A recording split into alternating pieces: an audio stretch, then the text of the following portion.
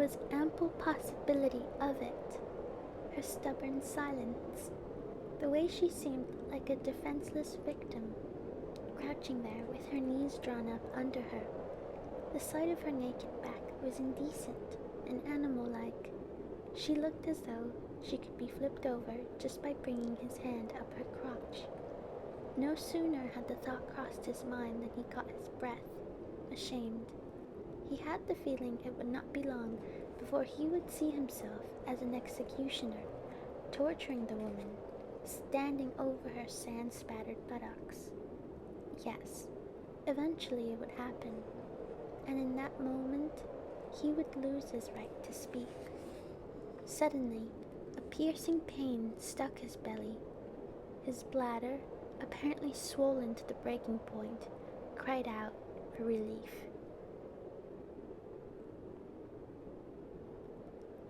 He finished urinating and, stupefied with despair, remained standing as he was in the heavy air.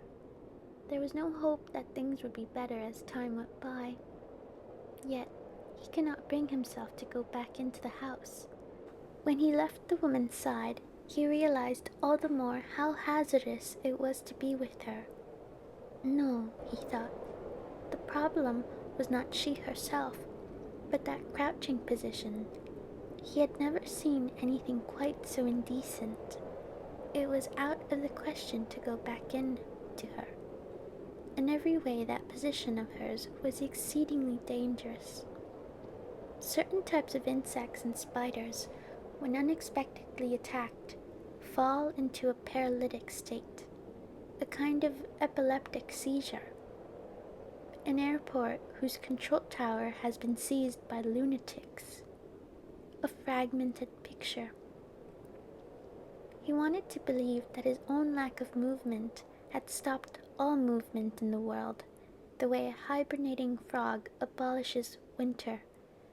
As his thoughts ran on, the rays of the sun had become even more intense. He made a sudden bending movement, as if to protect himself from the spear thrusts of light. Abruptly lowering his head, he grasped his shirt collar and pulled with all his might. The 3 top buttons flew off, scraping away the sand that clung to his palms. He remembered once again the words of the woman the night before, to the effect that the sand was never dry, but always moist enough to cause the gradual disintegration of anything it touches. When he had taken off his shirt, he loosened his belt and let the air circulate inside his trousers. But it was nothing to make such a fuss about. The unpleasant feeling left him as quickly as it had come. The moisture in the sand evidently lost its magical powers as soon as it came into contact with air. At that instant, it came to him that he had made a serious mistake. His interpretation of the woman's nakedness would seem to be too arbitrary. Though he cannot rule out some secret wish on her part to seduce him, perhaps this nakedness was a very ordinary habit, made necessary by the life she led. After all, she did go to bed when it got light. Anyone is apt to perspire while asleep. Her nakedness was perfectly normal, seeing that she had to sleep during the day. What was more, in a bowl of burning sand. If he were in her position, he would certainly choose to be naked too if he could. This realization suddenly eased his feelings of tension, as if the fluttering breeze had visibly separated the sweat from the sand on his skin. There was no use stirring up groundless fears.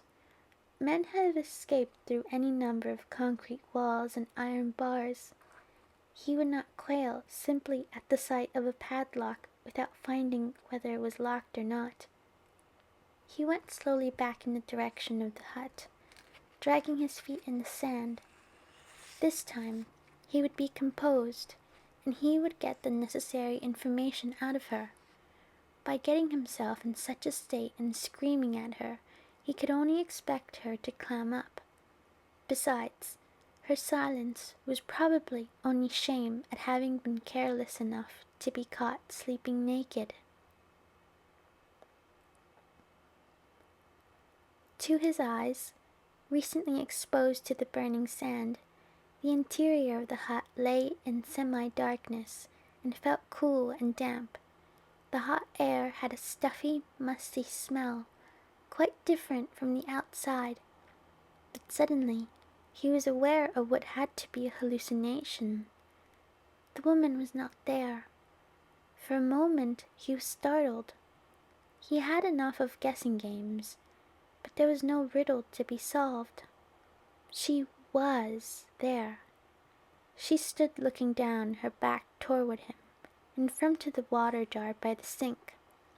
She had finished dressing. He had no fault to find with her. The color of her matching bluish-green kimono and work trousers gave him a sense of mint-like freshness. Indeed, he was worrying too much.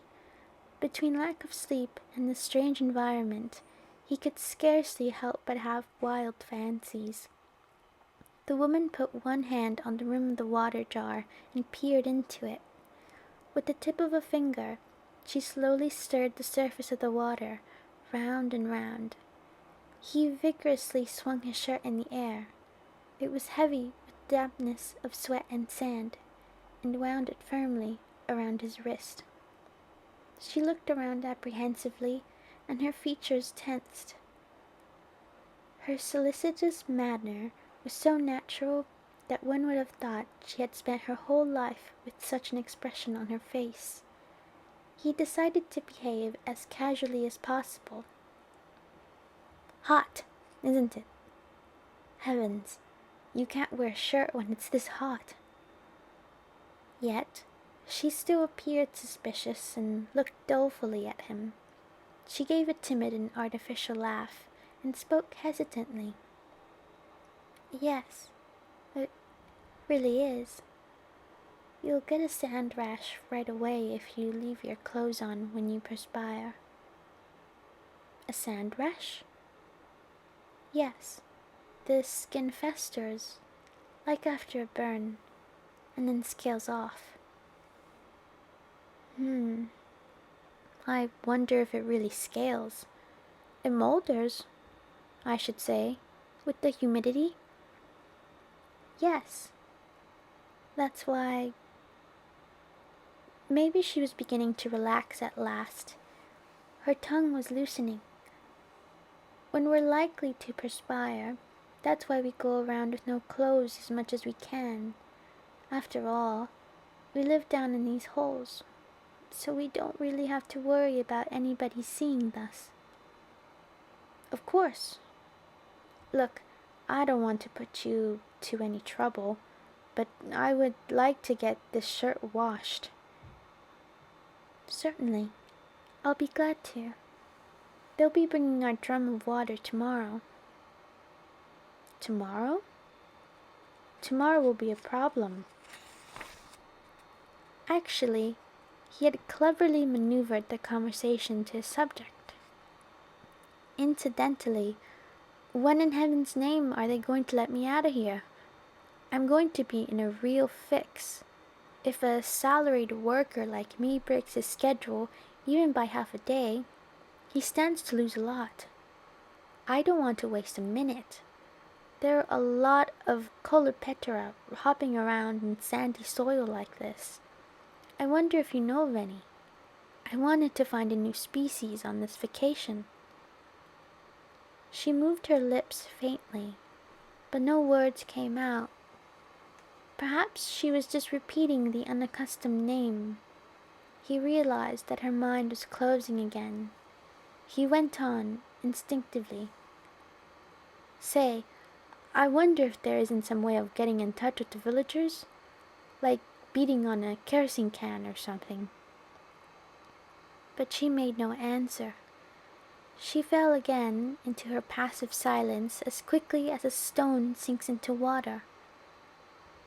"What's the matter with you, damn it? Why don't you say anything?"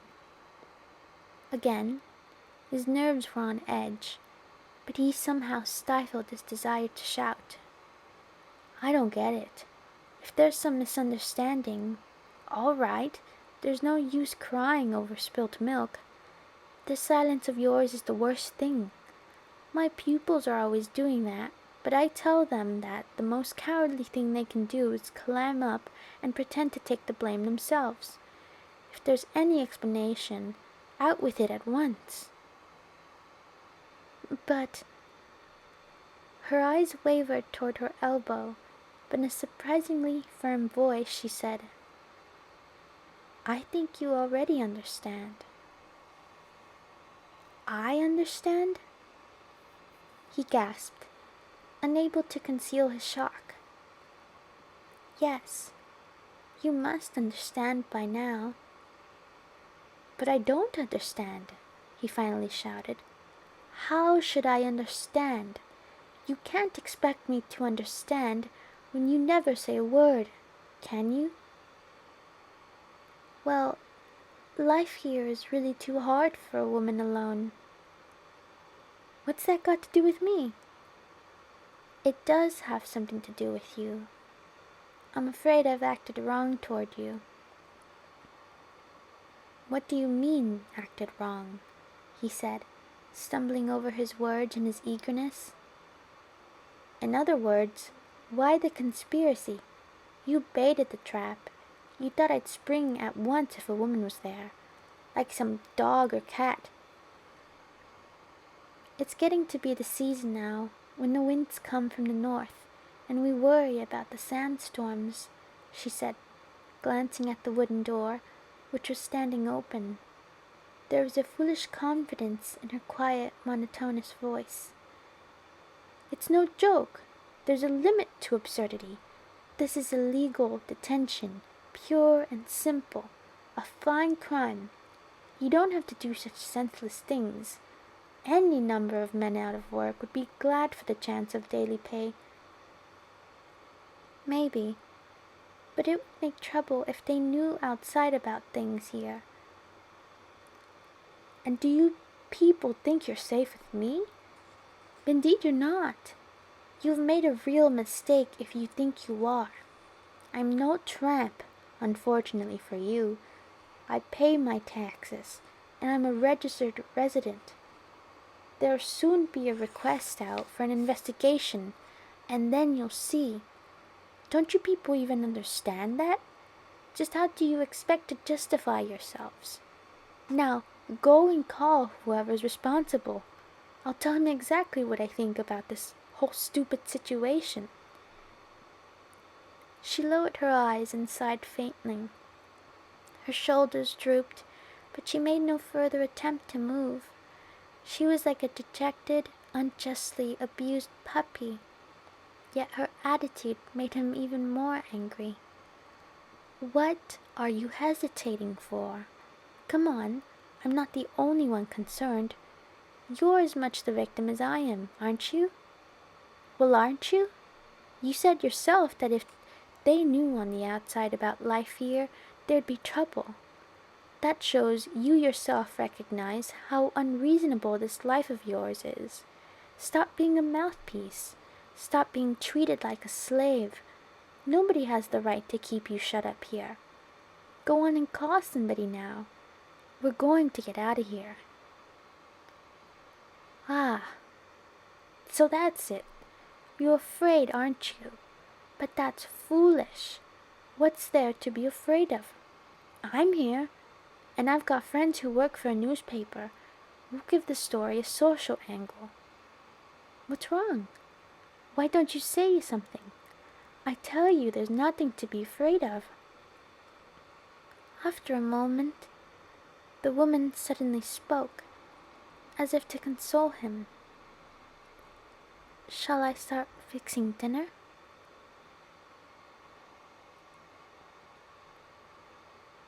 Out the corner of his eye, he followed her figure as she began silently to peel some potatoes. Should he docilely accept the food she was preparing or not? His thoughts were completely taken up by the problem. Now was the time to be calm and cool, since her intentions were clear. It would be better to face the facts instead of shilly-shallying. Better to lay some concrete plans for escape. He could call them to account for their unlawful treatment later, but his empty stomach weakened his will. He cannot concentrate his faculties, but if he didn't want to recognize, officially, the predicament he was in, then he should probably refuse all the food too. It would be ludicrous to eat the meal when he disapproved. Even a bristling dog will drop its tail as soon as it gets a bone. But best not to jump to conclusions. As long as he did not know just how far the woman would go, there was no need to be so passive. It was not a question of her doing something for nothing. He would certainly pay for his food. If paid his money, there would be no reason to feel indebted to her. Not a bit. The announcers of boxing matches on television were always saying that attack was the best defense. With this inspiration, he was relieved to have found a good excuse for not refusing the food. Suddenly, his mind cleared, and he saw everything. Only the sand was his enemy. Yes, that was it. There was no particular need to pose unreasonable problems, to be broken through like iron bars. They had taken away the rope ladder. Very well, he would make a ladder of wood.